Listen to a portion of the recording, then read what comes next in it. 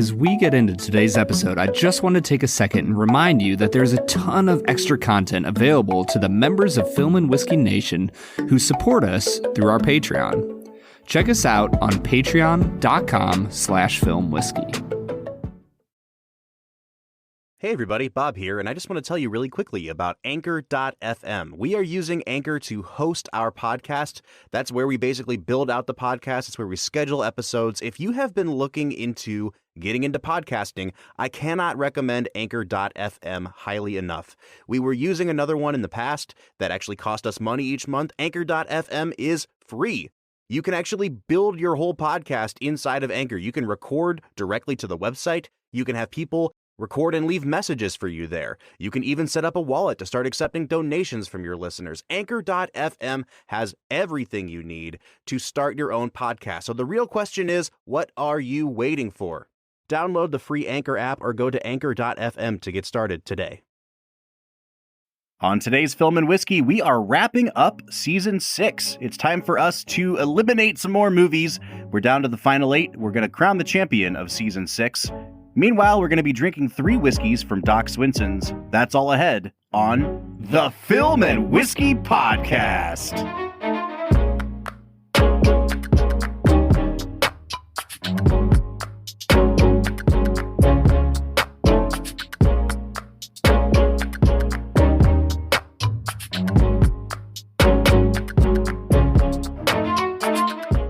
Hey everybody, welcome into the Film and Whiskey Podcast. I'm Bob Book. I'm Brad G. And it is freaking time, Brad G. This is the moment we've all been waiting for. All of us. Every human being on the planet. With bated breath, I might add. Yeah, it's time for us to whittle our bracket down from the final 8 films to the final 1 film. We've been throwing movies into the fiery abyss left and right. We've got 7 more to add to their number, and only 1 will survive. It is a cinematic death match here at Film and Whiskey today. It sure is, Bob. And I think we have a pretty spectacular not elite 8. We need another E word. Extraordinary. Exceptional. Yes. Yeah, there you go. Yeah, so if you haven't listened to the last episode, first of all, you're going out of order. Go do that first. We went from 32 down to 8. Our 8 films that are left from Season 6 are, in order, Jurassic Park, Shaun of the Dead, Brief Encounter, Terminator 2, The Grand Budapest Hotel, A Few Good Men, Taxi Driver, and Aliens. Brad, as we were going through last episode, I was taking very quick notes in a bracket to, make note of what was moving on. I abbreviated everything. So I just have these letters that are like BE and TD, and I have no idea what they stand for. So it took me a long time to translate that to like Brief Encounter, Taxi Driver, The only one that I actually wrote out was Aliens. Me too. Other than that, it's all letters, baby. It makes me very happy for T2, though. Yes. Like, I know T2. exactly what that is. Brad, how are you feeling about this group of 8 that we have left? I will say, I think that Brief Encounter is the only one that just completely stands out. Yes. Other than that, I'm like, this is a pretty bro-y group of movies. It really is. I feel like if someone said, hey, I've been listening to this podcast by 2 white straight males in their early 30s, and they have 8 movies left on their list, everybody would be like, yep, I bet I can guess 7 of those. And they'd be absolutely right. And even the 8th one is a little bit of a bro-y movie. Like, only a guy would be like, yeah, let's make a movie about where the woman is a protagonist, and guess what she does? Cheats on her husband with another guy. Great idea for a movie. Yeah, you're not wrong, man. So I apologize for our bro-ishness on the podcast, but, it is what it is. Terminator 2 freaking slaps, Bob. man. I was going to say, don't you apologize? These are great movies. So good. All right, Brad, we have a task ahead of us today. And as we do that, we are going to be sipping on 3 whiskeys from Doc Swinson's. If you've been following us all season, they have been our season 6 sponsor, and we are going out with a bang. They sent us 6 different whiskeys to try, 3 ryes and 3 bourbons. We tried the ryes on the last episode, and that means that I'm over here rubbing my hands together because I am very excited to dive into these 3 bourbons. That will be coming up soon. But Brad, it is time for us to dive back into the bracket and knock some movies out of existence. What do you say? Fiery Inferno, here they come. All right, so we are starting up in the upper left-hand quadrant here. We named them after Tom Cruise on the last episode. I don't know what the name of this one is, but we're going to call it the Cruise bracket. The Cruise bracket. Yep, that's right. We've got the number 1 seed, Jurassic Park, facing off against the number 8 seed, Shaun of the Dead. Shaun of the Dead had a really challenging group of 16 matchup to get here because it was facing off against another Edgar Wright movie. It came down to a coin flip. I think as good as that movie is, it's kind of lucky to be here. And I think this might be where the luck runs out. Yeah, if it wasn't going up against Jurassic Park, like I'm trying to think, I think that it would beat probably 3 other movies in this round to get to the final 4. But Jurassic Park is a friggin' juggernaut, man. It truly is. And it's going to be really hard to beat Jurassic Park. I think I said that at the end of last episode, but I don't know if I can overestimate, Brad, the effect that Jurassic Park has on children of the 90s. Like, yeah, whatever people think of Jaws that grew up earlier than the 90s, that's Jurassic Park for us. And every time I see something go up against Jurassic Park in this bracket, it truly becomes like a no-brainer to me. Yeah, there's not many films that could stand up to it. I can think of 1 or 2 that might have a chance, but we'll see if they make it there. Well, as we send Shaun of the Dead off into the realm of the undead, do you have any parting words for it, Brad? Any parting words for Edgar Wright? This will be his last film left standing. Bill Nighy almost makes me weep in that film, and it's freaking perfect. I still, going back and watching that movie, I literally just had a close friend of mine being like, hey, what movies from season 6 should I watch? Because I told him we were recording the last episode, and I was like, you should watch Heat or you should watch Shaun of the Dead. And I told him that Shaun of the Dead is because it's a comedy that you just come close to weeping halfway through it because Bill Nighy's amazing. And that opening 10 minutes of the film is like genuinely some of the best cinematography of any movie this season. So, Shaun of the Dead, we bid you a very fond farewell. You know, this is a great time, Brad, to very quickly talk about our plans for season 7. So we're kind of going to run it back for season 7. We've had such a good time doing these director miniseries, and there are an abundance of directors out there that we still have yet to hit on. And so we've made a new list of directors that we're going to do through season 7.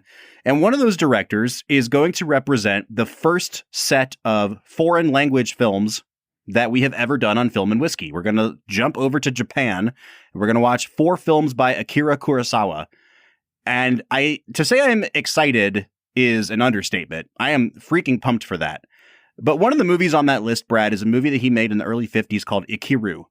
And they just remade that movie this year as a movie called Living, which is kind of what it translates to in English. And they reset it in post-war Britain, and it stars Bill Nighy, who just received his first ever Academy Award nomination for Best Actor for that movie. And by the time we get around to reviewing Ikiru, I think what we should do is we should do a bonus episode and watch the remake and then talk about, compare and contrast. I'm 100% in. I already liked Bill Nighy, but having seen him in a few, movies for this show, I just want to go on a Bill Nighy kick and watch like 10 of his movies. It's a really good movie, man. I saw it at the theater a couple weeks ago. I'm excited to talk about it and the differences here. But that means that we have to wait a few months to talk any more about Bill Nighy because Shaun of the Dead, you're out of here. And that takes us to our next matchup to get into the group of 4. We're talking about the number 4 seed, Brief Encounter, going up against the number 5 seed, Terminator 2. This is a really hard matchup because I think that both of these movies are nearly perfect. I think I gave Terminator 2 a 9.5 out of 10. I gave Brief Encounter a 10 out of 10. I don't know what to do here, Brad. Dude, these are easily the most disparate movies left in the bracket. And I can't imagine a quieter movie against a louder movie. Did you make a pick? I did make a pick. Okay. Have you made a pick yet? No. Actually, I kind of knew for the most part what my picks would be coming into these bracket episodes. And there were a couple that I was just like, I'm going to decide in the moment. And this is one of them. I did not get any further than this in this quadrant, Brad, because I wanted to feel how I felt when it came up during the recording. Just imagine a world where the Terminator destroys our alternate future and Brief Encounter just never existed.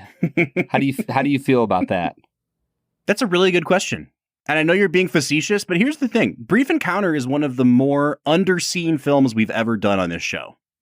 And so in some ways, it feels very easy to just get rid of it because not a lot of people are going to feel its absence. But at the same time, I really want to advocate for this movie. Like, if there's one movie this season that I want people to go watch that I know nobody has seen, it's Brief Encounter.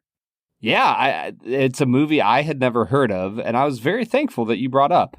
And here's the other thing. I don't think that this is just a cinephile type of movie. Mm-hmm. Like, I think if you're able to enjoy a drama, then you're going to like Brief Encounter. It is really engaging. Now, if you are an aforementioned bro and, don't enjoy dramas at all, then you probably won't like Brief Encounter, and that's totally fine. It doesn't have to be everybody's cup of tea.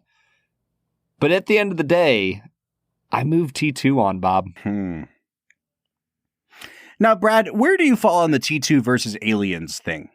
Because I think that when we scored out T2, I said, it's hard for me to give this a 10 because I think it's like as good as Aliens, and I gave Aliens a 9.5. That's really tough. I don't remember what I gave Aliens. I think I would stick with T2. Okay. I think that the setting is more appealing to me, being on Earth. And I think that the interactions, I don't know, because you got Sigourney Weaver and the little girl, which is a great, mother-daughter relationship. But the father-son relationship between Arnold and the kid actor in that movie is really incredible. Mm-hmm. So, man. That's why I'm having trouble moving T2 into the final four here, because I know there's another James Cameron movie lurking. Yeah. So if this one gets swallowed up, there's still a chance for James Cameron. However, I think I am also going to move Terminator 2 on. Holy cow, you're such a bro. Part of it has to do cinema. Part of it has to do with the matchup against Jurassic Park, because I think Terminator 2 is the movie that when you're judging it against Jurassic Park, you're judging it against an action movie. And Terminator 2 has a better chance to make that an exciting matchup than Brief Encounter does. Yeah. So it is with very heavy hearts that we say adieu to Brief Encounter. The little movie that could. Just take a train off into the sunset. Brad? Nobody understands that because they've not seen the movie. They've not seen the movie, yes. I think that we should drown our sorrows from Brief Encounter with one of these three bourbons from Doc Swinson's. And, in the spirit of goodwill, Brad, I'll let you pick. Which one do you want to start with here? Let's start with the French Toasted. The French Toasted. All right, let's get to it. All right, so this first whiskey from Doc Swinson's we are drinking today is the French Toasted. Now, this is a part of their exploratory series, which is everything we've been drinking from them so far. Aside from all the notes I'm about to give you, it's delicious. Mm-hmm. Yeah, so this is a blended whiskey of two different mash bills, and it is aged in an American white oak for 5.5 years, and then it's seasoned for about 36 months. So 3 years in new French oak barrels. So this is a really interesting expression, Bob, and I'm curious what you are picking up on the nose here. Yeah, this one is kind of a little bit of a shapeshifter in the glass, Brad. I got some of those like dusty rose notes that I get on like Willet for a hot second when I first poured it out. And then it's really kind of settling into oak and like heavy spice and some really prickly ethanol notes on the nose. Like the alcohol is really jumping out of the glass on this one for me. How about for you? Yeah, I mean, for me, it was pretty buttery. There was some like pecan notes going on, and there was a lot of vanilla, and it did get very oaky after a little while. So it's a pretty solid nose. I'm excited to get into the palate, though. Yeah, I'm getting some really good Coca-Cola notes on the nose. I'm not done nosing it yet. I know you're trying to segue us, but keep at it. I'm giving you a chance to sip here. I really like this so far, but I am intrigued to see where it goes from here. Brad, I can tell you've taken a sip. What are your first impressions here? Yeah, I think that you get some caramel that mixes with this like orange creamsicle, like almost like an orange rich cheesecake feel to it. And then like the longer I sit with it, the more there's some like black peppery notes kind of hinting around the edges of all the richness. Bob, I really like this. Yeah, this one has a really interesting note right when you go to swallow, though, that it almost reminds me of like the pith of an orange. Like it's got like a bitter orange flavor to it right when you go to swallow. It's really interesting. There's definitely citrus on this, and I'm not seeing citrus in their tasting notes on their website. Like they're noting dark chocolate. I'm not really getting that so much. It's kind of a classic spicy bourbon with a little bit of orange on top of that. It's like a really hot old fashioned. Yeah. I would say that's a good note. I think for me, it got oaky at the end, and that, might be the extra 3 years in a new French oak cask. But yeah, it gets a little oaky at the end, which just barely bitters a little bit. Not enough to mess up the experience, but just enough to let you know it's there. Bob, I think if I was scoring this out, I'd probably be somewhere in like the 37 to 39 area. Yeah, I don't know if it quite hit a 40, but it's really solid. I'd probably be right around the 35. Like this is a recommendation for sure. But I think it's important to note that that barrel that it finishes in is a toasted barrel, not a charred barrel. And we've been noting this since we first tried the Elijah Craig toasted barrel. When things are finished in toasted barrels, they really do take on, for me at least, some of the more bitter characteristics of oakiness, and they have a lot more of a tannic quality. This one definitely does have that kind of black tea tannic thing going on after you swallow. It's a good whiskey, but I'm excited to see where we go from here, Brad. So why don't you pick our second one?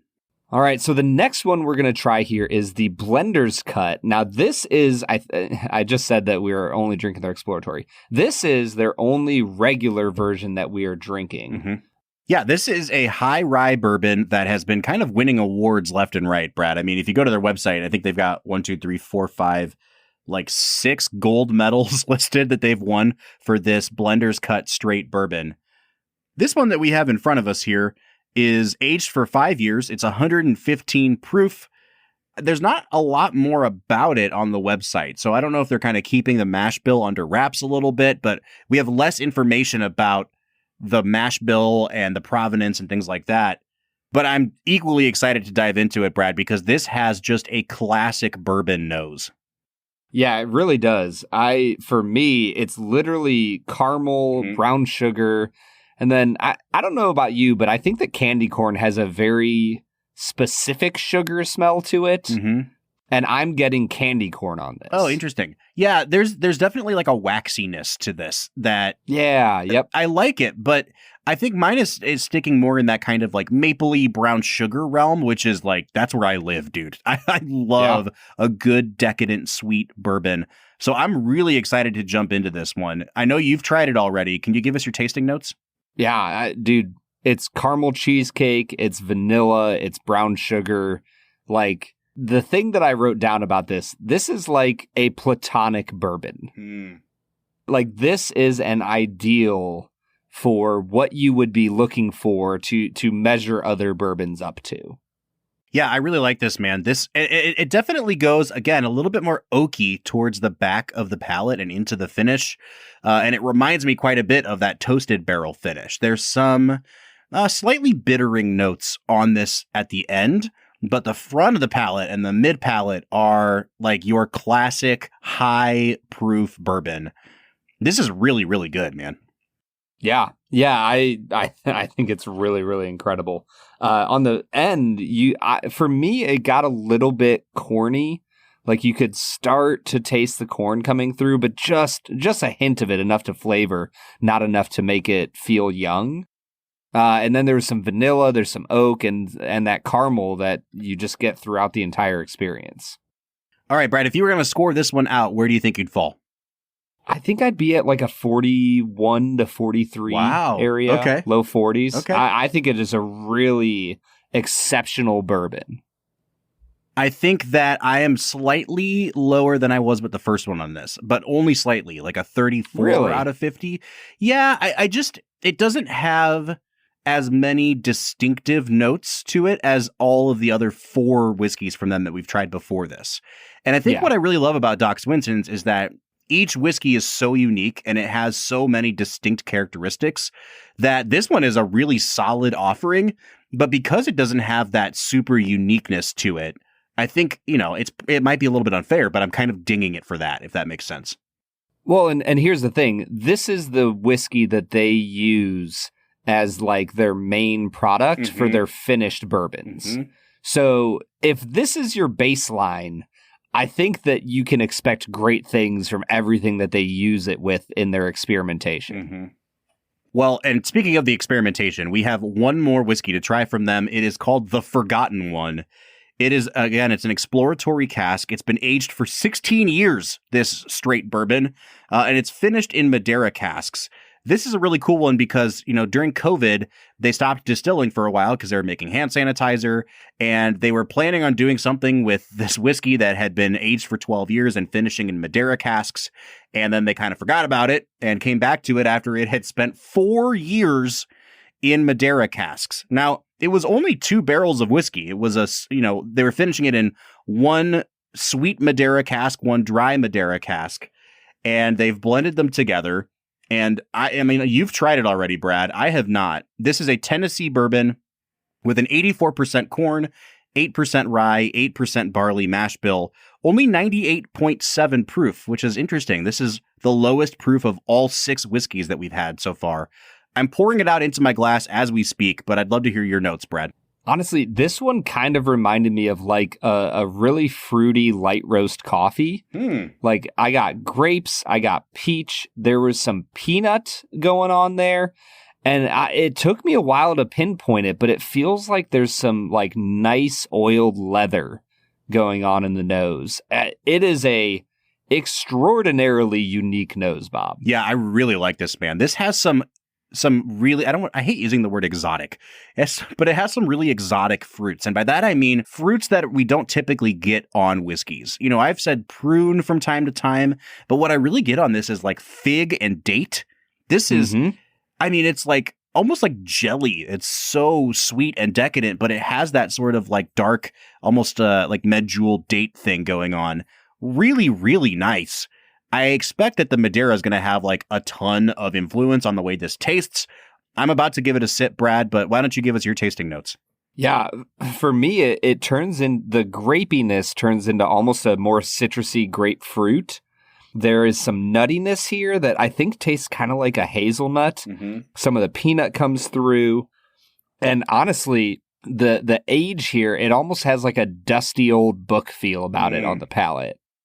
The way that this drinks reminds me of, I remember once I was visiting Kentucky, I walked into a liquor barn store. It's not just a barn of liquor. It's the name of their chain of stores in Lexington and surrounding area.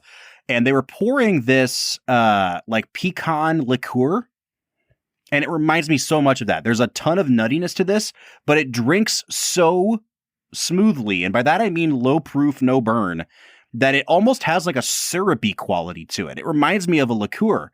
It's not that sweet, but it has all of the mouthfeel of that. It is, this might be my favorite of the 6. And I think it's because it is so unique. I have never had a whiskey do this on my palate before in terms of the mouthfeel and what it's reminiscent of. This is one of the most unique whiskeys I've ever had. Bob, Doc Swinson's continues to make incredible expressions of whiskey. And I think what they need to do is keep forgetting about barrels in the dark corners of their rickhouse, because if it turns out like this, I am just blown away. All right, man. I would say that if I was scoring this out, this would be like between a 45 and a 47 out of 50. This is insane. Like, Yeah. Doc Swinson's thank you, thank you, thank you. I'm so happy, Brad, that you walked me through it in this order because we saved the best for last. We have to get back to the bracket, though. No more whiskey for us right now. It's time to get serious. It's time to eliminate some more movies. What do you say? I mean, if you expect me to stop drinking, then you got another thing coming. And the Robert. podcast is over. Let's get to it, man. All right, so in the upper right-hand side of the bracket, we have the number 2 overall seed, the Grand Budapest Hotel, up against the number 10 seed, A Few Good Men. Brad, am I gonna do something? Am I gonna do something strange here? I'm not sure yet. Convince me. Convince me why I should choose Grand Budapest here. Grand Budapest Hotel is the crowning achievement of a filmmaker who prides himself on valuing classic cinema. Mm-hmm. A Few Good Men is a really great legal drama made by one of the best B-plus directors out there. What do you want to save? I don't know. That's the Grand Budapest Hotel. You want to save the Grand Budapest Hotel. The Grand Budapest Hotel is undoubtedly the bigger artistic achievement. But if you told me, like, hey, you're going to die later and you have to watch one last movie and it has to be one of these two, first of all, I'd say, why are you doing this to me? And then secondly, I would say, I probably want to watch A Few Good Men. I just think they're both very entertaining films. I think A Few Good Men has like the comfort factor that Grand Budapest Hotel does not. Grand Budapest Hotel has a action sequence where you get to watch Jeff Goldblum be chased silent film era style through a museum by Willem Dafoe, who chops his fingers off by closing a door shut. If you just want to throw that into the fiery inferno, Bob, I don't know. Counterpoint. A Few Good Men has a sequence where Tom Cruise and Jack Nicholson yell at each other in close-up, ending in Jack Nicholson getting sent to prison and Tom Cruise telling him, "You're a son of a." Like, they are equally important scenes in cinematic history. Here's the thing, Bob. You have me arguing against a Tom Cruise movie. I know I do. This is so counterintuitive for you. I think that's argument enough. Did Grand Budapest win your bracket? Who's to say? I can tell by how you're arguing for it that you are going to get real mad if it gets knocked out. And that is all the reason I need to say A Few Good Men moves on here. And we need to flip the coin of destiny, Brad. Bob. I knew it! You're just doing this to spite me. You're not even choosing based on principle here.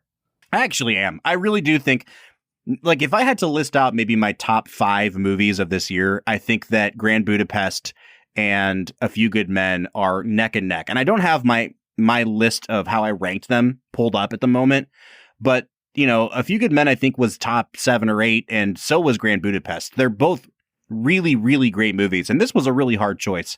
I just think, again, for me, the comfort factor comes down to A Few Good Men. And I really do think, truly, not just to spite you, that's the one I would move on here. Mm-hmm. Yep. Let's flip this coin, Bob. See what Destiny has to say about this. I could hear the quotes around the word destiny as you say it. Bob, I don't cheat. I am not a cheater. Right. Grand Budapest Hotel is going to be heads, A Few Good Men, tails. Brad, for a spot in the final 4, flip that coin.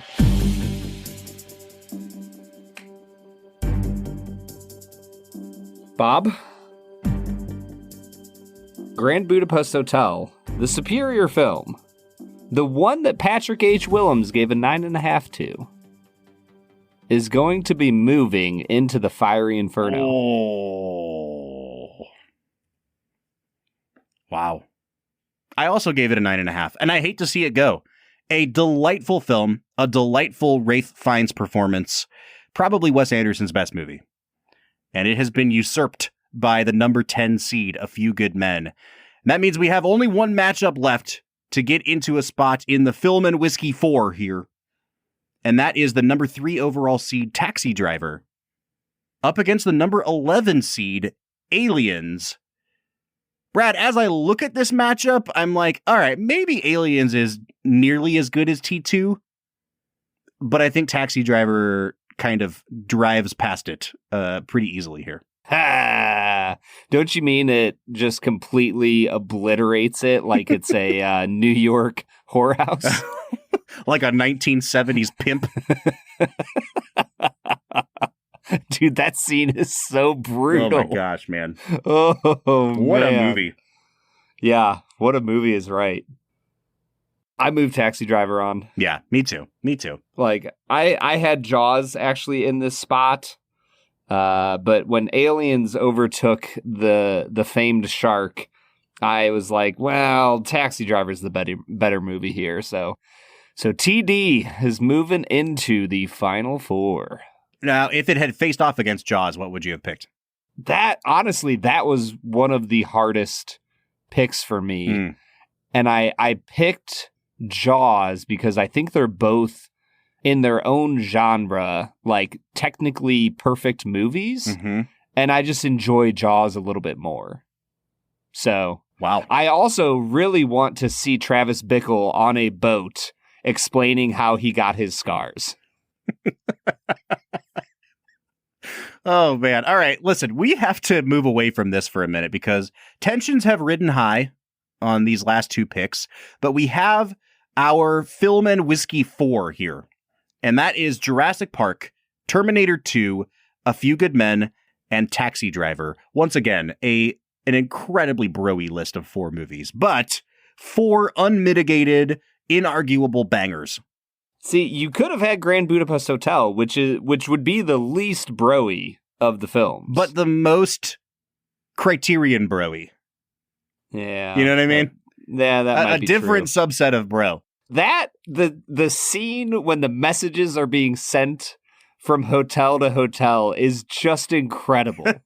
It's such a good movie. That? It's such a good movie.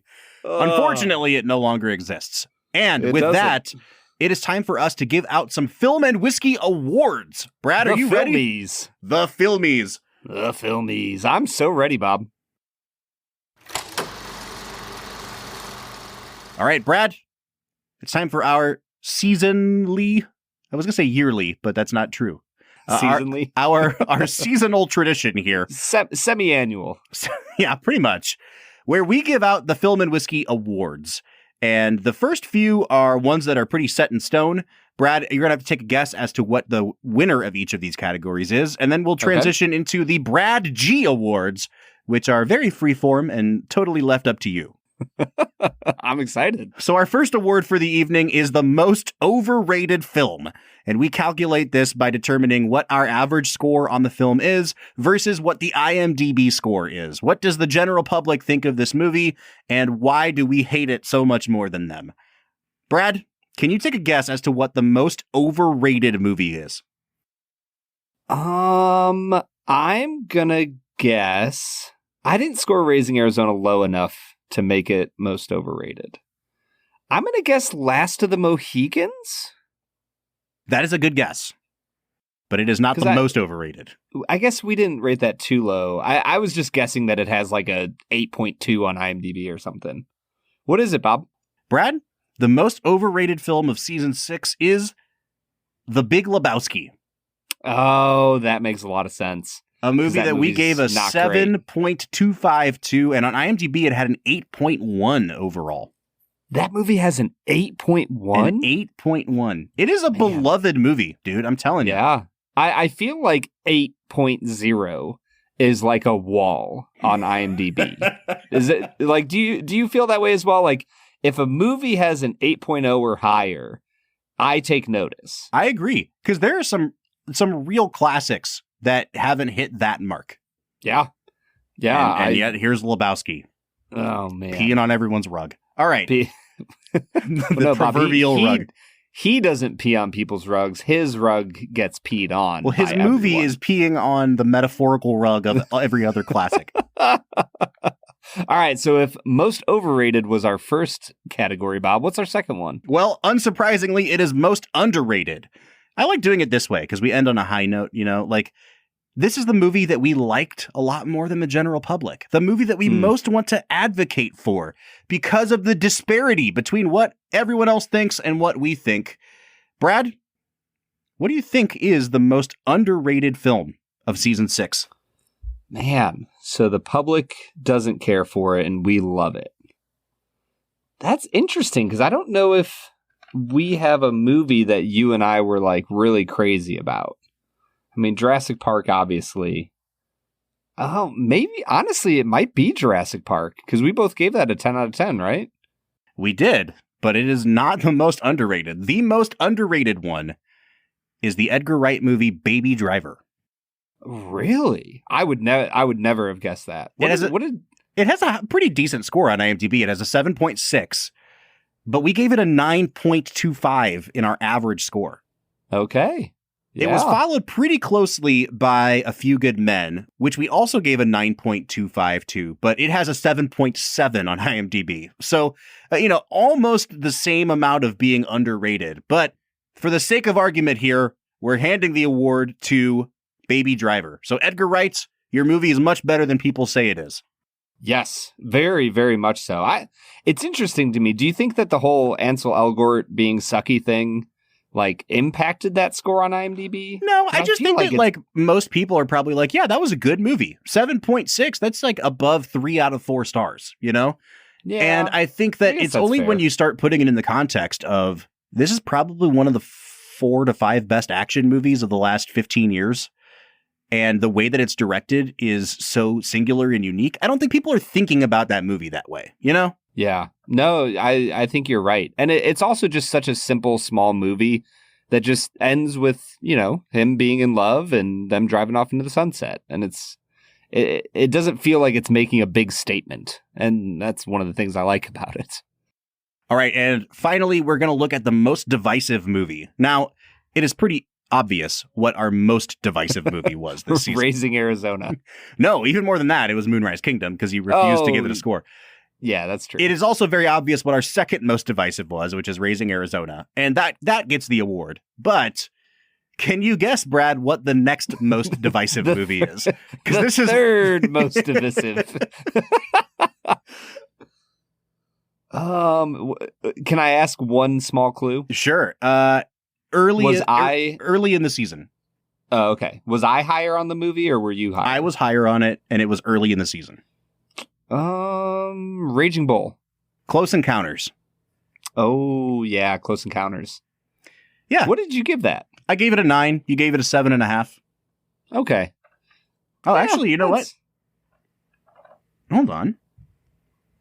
It is Raging Bull. Raging Bull has a higher disparity. Hey, I was right, and you had actually looked it up. I must have calculated this wrong. I don't know how I counted to 2 wrong. We were 2 points apart on Raging Bull. We were also 2 points apart on Scott Pilgrim versus the World. You gave that a significantly higher score than me. I think you gave it a 7.5. I gave it a 5.5. So pretty divisive movies. So Close Encounters, you can come collect your 5th most divisive movie award from my house. Yeah, Spielberg's on his way right now, Bob. I'm sure he's jumping off of the Fabelman's award circuit to come on over here. Yeah. All right, Brad, It is time for the Brad G Awards. These are the ones that are, let's be frank, more entertaining. And usually how we do it is this. There's a couple awards that we give you the option to pick whatever you want. And then, hey, if you want to throw a new award in there, be my guest. The first Brad G Award is one we call the most unexpected. Brad, you're coming to most of these movies for the first time. And whether it is a movie that you knew nothing about that took you by surprise, or a movie that you'd seen before and not really cared for, and this time around you were shocked at how much better it was than you remembered, what would you consider the most unexpected movie this season? That honestly is a tough one. I think I'm gonna give a co-award. I'm gonna give it to Misery, and I'm gonna give it to Grand Budapest Hotel. Because with Grand Budapest Hotel, that was the final movie we watched of the 3. Rushmore, I was just okay with. It was fine. I liked the Royal Tenenbaums that we did a few seasons ago, and then Moonrise Kingdom was Moonrise Kingdom.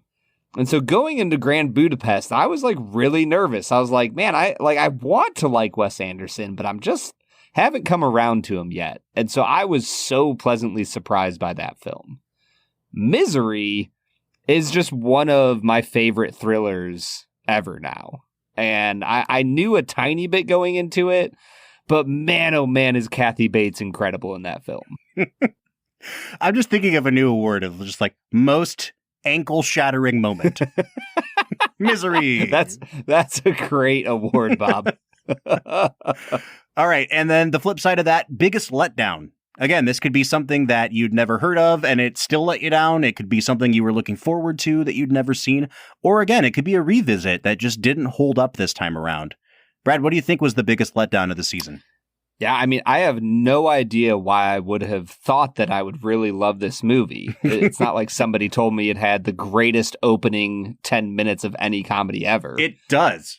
But Raising Arizona sucks, bro. It's not a good movie. I think the thing that's most surprising to me is that not only do you not like it, but that you think it actively sucks. Like that's there because there's a gulf of difference between those two statements. When we talked with Kathleen Falsani, she confirmed it herself. A lot of people really did not like the Coen brothers until Fargo. Yeah. So I think that a movie like Raising Arizona is a good reason why.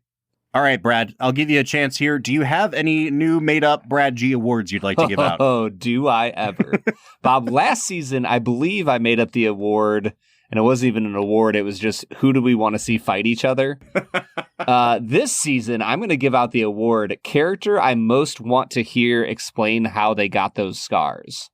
Are you talking like, you want to hear like about their metaphorical life story? Or like actually... this person got messed up off screen and I want to hear how it happened.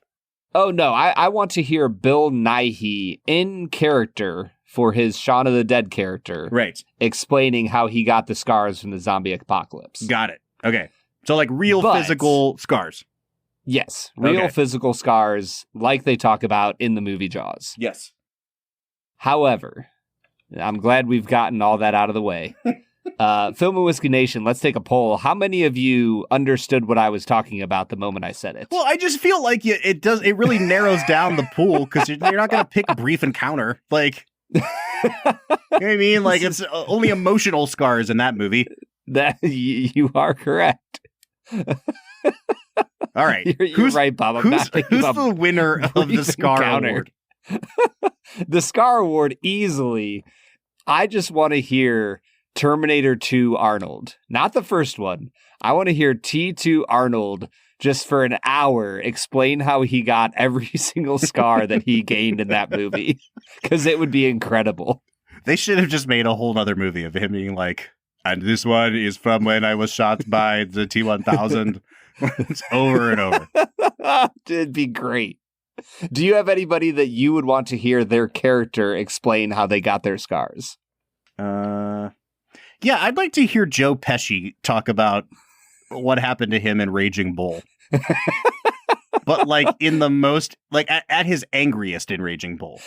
Now, in true Raging Bull fashion, it wouldn't be De Niro he'd be yelling at. It would be his wife. Yes, exactly. Like... All right, man. These awards were wild this season. Let's get back into the bracket. We've got our pool of 4 movies left. Let's get down to the championship. What do you say? I'm ready to just ruin your life, Bob.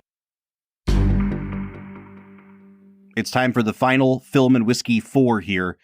Jurassic Park versus Terminator 2 to kick things off. This might be the most challenging matchup of any matchup we could possibly pick, Brad. This is really hard. No, it's not, Bob. I mean, Jurassic Park is the better movie. I love Jurassic Park. Terminator 2 is a nearly perfect movie. Yeah, and Jurassic Park is a perfect movie. That's the thing. Like, I can see a world where Terminator 2 goes toe-to-toe with any other movie in this bracket. Jurassic Park just is a cut above, man.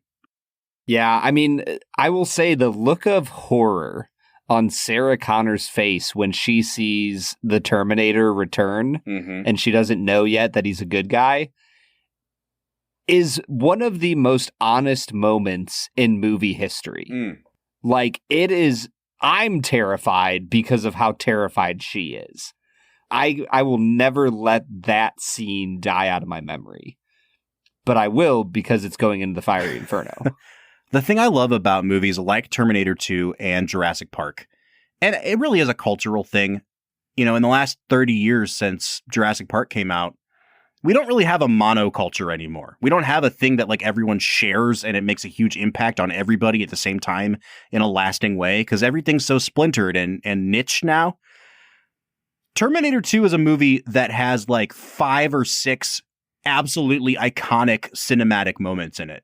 And it's like an action blockbuster, but it comes from an era where if you knew how to make movies, you could have these indelible moments that lasted forever. Like the T-1000 slipping through those bars the first time he kind of turns into liquid and, you know, the guy getting impaled at the end of the woman's arm. And that first time that, you know, Arnold tells the kid to get down so him and the Terminator or the T-1000 could shoot at each other. And the chase in the LA River and the lava at the end and Hasta La Vista Baby. Like, it's an iconic movie. And I hate that word because it's so overused, but it really truly is. And it is a shame to send it off into that molten steel once again. But Brad, that's where it's going.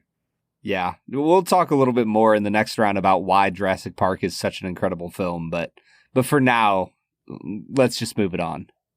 I think that this is going to be an equally easy matchup, Brad, because I can tell Grand Budapest went very far in your bracket. A Few Good Men, really great movie. Taxi Driver's the better movie. And, you know, I will say, we talked during the Taxi Driver episode, it is not a perfect movie. I think that they should have moved the Jodie Foster stuff up into the first half of the movie because it really pulls you out of the suspense that's being built in the second half of the movie that he just takes this extended detour to go talk to Jodie Foster. But the overall effect of that movie is still so strong. It really does kind of blow away A Few Good Men. Yeah, there's not much that my boy Tommy Cruise can do to stand up to probably one of the most famous performances of all time in De Niro being Travis Bickle. So as much as I love A Few Good Men, I will also let it die the death it needs to die after beating Grand Budapest Hotel. All right, we are ordering a code red against A Few Good Men. Dude, I'm coming with the dad jokes tonight, man. You are nailing it. I am very impressed. So we have our championship matchup, man. It's Jurassic Park up against Taxi Driver. Spielberg versus Scorsese. A true clash of titans. And we're going to press pause because we have one more thing to do before we break down this championship. And that is to talk about our top whiskeys of this season. Brad, we have tried, I calculated this today. If you include every week of the regular episodes, the 32 whiskeys we drank with the movies, as well as every whiskey we drank in a bonus episode, do you know how many whiskeys we drank this season? Bob, I believe it would be calculated as a poop ton. Yes. And in numerical values, we drank 77 different whiskeys this season, Brad. Ooh, 77. That's a lot. That is a lot of whiskeys, Bob. You know, very quickly, I want to say thank you again to so many of these craft distillers that sent us products to try. You know, I went through and made a list of all the ones that we really noted, Brad, because we tried, let's see. Well, I guess if you subtract 32, we tried 45 craft whiskeys this season. You know, some of these Doc Swinsons we were just drinking now are fantastic. The Rye and Sons from Andre Mack, fantastic. Yep. We really liked a couple of those Bardstown Origin series. You know, do you remember the Two Souls that we drank? It was this new company that's sourcing barrels of whiskey and releasing them under their own label. There was a Watershed, and then there was a hazmat rye that we really loved. We had some great single malts from Old Line and McCarthy's. The Blind Barrels thing we went through. We really had just an incredible season of craft whiskey. But when it comes time to rank out our top 5 whiskeys of the year, we're only considering those ones from our regular weekly episodes. Yeah, and I'm really interested to see, where our top 5 is, because I feel like this was a really great year for variety. Mm-hmm. Like, there's certain years, there's the year we shall not speak of, where we drank a ton of BTAC. I think that was season 4, maybe. Season 5, it felt like you took us into Scotland and we just camped there for a while, which I was utterly elated with. And this year, it seems like we had some stuff from Japan. We had some good scotch. We had some bourbons, some ryes. I think we even snuck in a few Canadian whiskeys in there. So I'm really excited to hear this list of 5. When I broke down our shared top 5, so going by like our final scores averaged together, your individual top 5, 4 of them are represented in our overall top 5. And what that tells me, Brad, is that the ones that you loved this season, you scored really, really high. Like, I'm looking at your scores right now. Let's see. I think you scored 11 out of the 32 whiskeys we tried over a 40 out of 50, Brad. Like, really? You really loved your whiskeys this year. And it definitely weighted our top 5s. But let's break them down here. Our number 5 whiskey of the season was the 16-year Barrel Seagrass. Now, we did not like this as much as the regular Barrel Seagrass. We should say that. That's Brad's favorite whiskey of all time. But the Gray Label 16-year version still came in at an 86.5 out of 100 when you took our 2 scores together. Damn good whiskey, Brad. Yeah, I can't say enough about Barrel. Like, we've tried a few of their products now. I think that Barrel is the best company in the whiskey world right now. The stuff they are putting out is incredible, and this 16-year easily deserves a spot here. Number 4, it was one that you definitely liked more than me, so I'll let you talk about why it's so great. It's the Lagavulin 16, which came out to an 87 out of 100. Dude, this represents everything I want out of a scotch, and it is right at the $100 mark, or just under it in the state of Ohio. And for me, that's like, if there's a whiskey I want to buy once a year and enjoy throughout the year, celebrate a few things, it's going to be Lagavulin 16. And like, for me, this has put, like, I already knew that I loved Lagavulin, but this has put it on the map as like, I want to go to Scotland to go to Lagavulin. Mm-hmm. That's how much I love this stuff. All right. In third place is the Yamazaki 12. We tried this a couple months ago when we looked at Avatar, and I know that we have tried to forget that episode because Brad hates that movie so much. And in so doing, I kind of forgot about the whiskey. I went back and listened to the review again today, and it was definitely the most complex Japanese whiskey we've tried so far. It had so many notes that we've just never, ever picked up on a Japanese whiskey before. And I think that the word complex came up probably like 15 times in that review. And I think that's why it's here, Brad, at an 87 out of 100. Yeah, there was so many interesting flavors here. There was honey, cinnamon, cherry, like vanilla, coconut. Like, I'm looking over my notes for this, and there's just so many different things going on here. And I will say, like, it's $180 whiskey. Like, it is not cheap to get. But if you're going to spend money on Japanese whiskey, it might as well be the Yamazaki 12. All right, our second place whiskey for the season is one that does not appear on your top 5, Brad, although it was hovering around the 6 or 7 mark. It's one that I really loved, and it was the Maker's Mark Cask Strength that we just had a few weeks ago.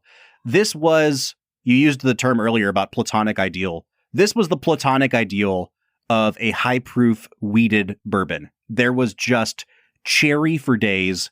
That soft, sweet wheat on this whiskey was just killer, man. And at like $45, it's really hard to beat this product in terms of value. Yeah, and it was fun to go there because Maker's Mark is such a mainline brand that we've only ever drank, I believe, the Maker's 46, and that was in season 1 or 2. So I was really excited to get back into the Maker's Mark portfolio. And I think we need to get back there again soon. All right, before we reveal the number 1, there's a couple honorable mentions from our individual top 5s. I definitely had more bourbons on mine. My number 3 was the Johnny Drum, which we just drank, I think, 2 weeks ago. My number 4 was the Russell's Reserve Single Barrel that had these great leathery notes on it that we really, really loved. And then the number 5 was Jack Daniel's Triple Mash, which is a new release from Jack Daniel's that costs like $35. That thing was like sugary sweet, so good. Brad, on your list, you had one honorable mention. It came in your 5th place. It was the very first whiskey we tried this season, the Highland Park 12. Yeah, the Highland Park 12 was really an incredible value and just a great whiskey. That's another scotch that you need to get out and try. All right. We've rambled enough. Our number 1 whiskey of the season is another one that people have not heard of, and you gotta seek it out if you can. It's the Nomad Outland Whiskey. This thing is candy sweet. It has this sherry finish that doesn't taste like sherry. It tastes like, Brad, you said when you were nosing it that it reminded you of grape drink. Mm-hmm. And man, oh man, talk about the best possible gateway into drinking scotch. That thing is like, I need more, Brad. Bob, I'm not going to lie. I drank it again a few weeks ago, and I don't know how we scored it as highly as we did. Wow. But it's such a unique experience. Like, I've just never drank another scotch like it. And so I'm glad that we gave it the score that we did. Mm-hmm. I don't know if it quite deserves it on a comeback experience, but it's just a fascinatingly sweet and enjoyable experience. So I'm with you, man. I'm glad that the Nomad was on there. It was a lot higher on your list than on mine. We had friends come and stay from out of town for a night a few months ago, and he was asking me about my scotches. And so I pulled up 3 scotches, and it was the Quinta Reuben, followed by the Nomad, and then he wanted to try a peated scotch. And so I pulled up something peated.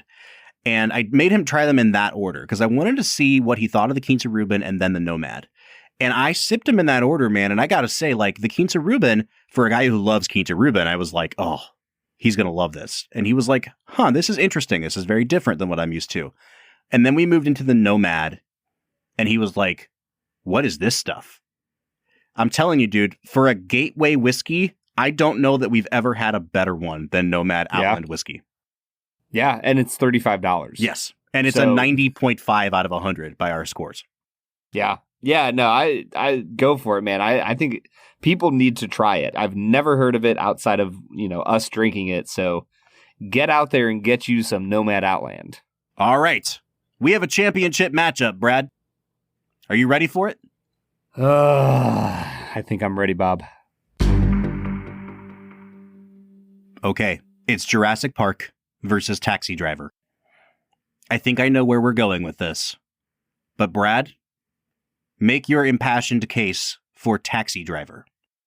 Here's the thing, Bob. I don't have an impassioned case for Taxi Driver. I have an impassioned case for Grand Budapest Hotel. Yep. And you destroyed that movie like 17 rounds ago. Could I argue for Taxi Driver over Jurassic Park? Not so much could you, but like, what would be the argument for Taxi Driver over Jurassic Park? I think the argument for Taxi Driver is the art of it all. Mm-hmm. Scorsese, I would say, is probably the most accessible director who is also very high artistic, as you can be and still have a lot of people like your movies. Mm-hmm. And I think Taxi Driver kind of epitomizes that. Like, it's a movie that everybody loves and also is really unique, really intricate in the way he builds the story. The cinematography is incredible. The way he uses sound editing is impeccable. Even the final, battle between him and the pimp is shot in such a way that feels trippy and it fits with Travis Bickle's frame of mind and how he's barely holding on to sanity. So I think that Taxi Driver stands out in the history of movies for a very good reason, and not even to mention, as you said, I think in the first bracket episode, the scene of him at the mirror just improvising is tight and wound up, and it hits all the right notes. With that said, I think we're both picking Jurassic Park here. I don't have to pick Jurassic Park, Bob. No, and that's what I was going to say is I think our last 2 consecutive brackets, maybe more, came down to a coin flip. The championship was a coin flip. And let's be frank here, it's better with some drama. And we now have a vengeance factor from you. So, like, do you just want to make this be a coin flip? Do you want to stump for Taxi Driver? Here's the thing, Bob. I don't just do things for vengeance sake. I am a man of principle, and I'll send you the picture here soon. I actually picked Jurassic Park over Grand Budapest Hotel. Wow, okay. I put Grand Budapest Hotel as my number one film from this season, but when it came down to it, I couldn't deprive the fans of Film and Whiskey Nation from the opportunity to watch Jurassic Park anymore. Mm-hmm. It is one of the most perfect movies ever created. It is so tight. It has no areas that I would cut out. And there's just so many scenes from that film that you just get to see Spielberg be one of the greatest directors of all time. Yeah. Honestly, that's part of why I feel Taxi Driver has an argument is what is the void created if this movie doesn't exist? And I honestly don't know if I've ever seen a depiction of mental illness, violent mental illness, right? Mental illness that leads to violence on screen that is as effective as Taxi Driver. And it's a movie that came out over 40 years ago now. And it's a movie that's been endlessly ripped off by Best Picture nominee Joker, just a couple of years ago. Like, that movie's influence is as wide and its shadow is as long as Jurassic Park's is. I do like Jurassic Park better, but I also feel like whichever movie ends up being crowned the champion here, we really are losing something significant by throwing the other one in the fiery furnace. So you're just going to force a coin flip? I'm not. No. Are we saying Jurassic Park? I'm saying Jurassic Park. All right. Well, I guess that does it then. No drama this season. We're going to play the music because nothing can topple the king. We're talking about the Tyrannosaurus Rex of films. What's the thing on the banner that falls when the T-Rex is roaring at the end? When dinosaurs ruled the earth? Yep, that's it. They still rule it, baby. Because Jurassic Park. Put the banner back up. Jurassic Park. We're hanging the banner in the rafters. We're retiring its number as the season 6 champion.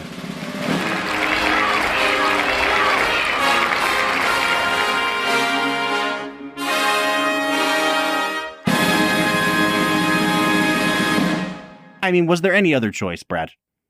For me, Grand Budapest Hotel was the only one that had a chance.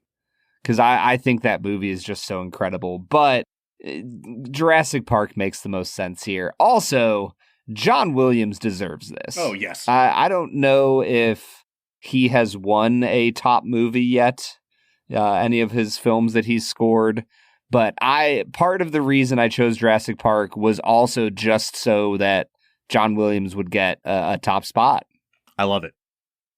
Okay, here's what this means for you guys. If you've been following along with your own bracket, we'd like to know what you think. What was your season 6 champion, and did we get it right? You can reach out to us on our social media accounts, Facebook, Twitter, or Instagram @FilmWhiskey. Or reach out to us on our Discord. We are on there every single day talking to you guys, the fans of the Film and Whiskey podcast. You can find a link to our Discord at the end of every single one of our show notes. This does it for season 6. And we are taking a well-deserved break in the month of March. We're not really taking a break. We're trying to get some stuff together for season 7, but we got to take some time off from recording to do that. And so we might have a couple bonus episodes that drop in the interim. We might replay a couple episodes for you guys to keep you satiated in the meantime. But we'll be returning the first week of April to kick off season 7. Brad, as we say goodbye to season 6, I think I got to say, man, this was my favorite season yet. I thought season 5 was the coolest premise that we ever did. But there's something about returning to the classic movies here and it not feeling so much like homework this time because we were examining the work of a director across multiple movies. I really loved this format, dude. Sounds a lot more like homework, Bob.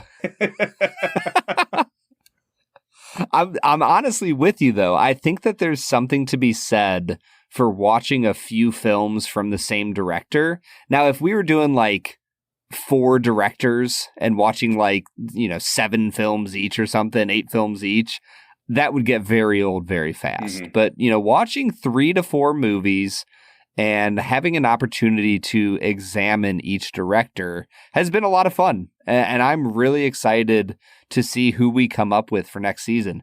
And I'm really pumped that we did somebody like Edgar Wright.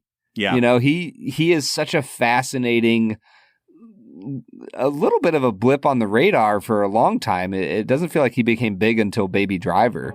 And so to be able to look at some of his films was just really a lot of fun. All right, that does it for us. We will see you in April for season 7. But until then, I'm Bob Book. I'm Brad G. And we'll see you next time.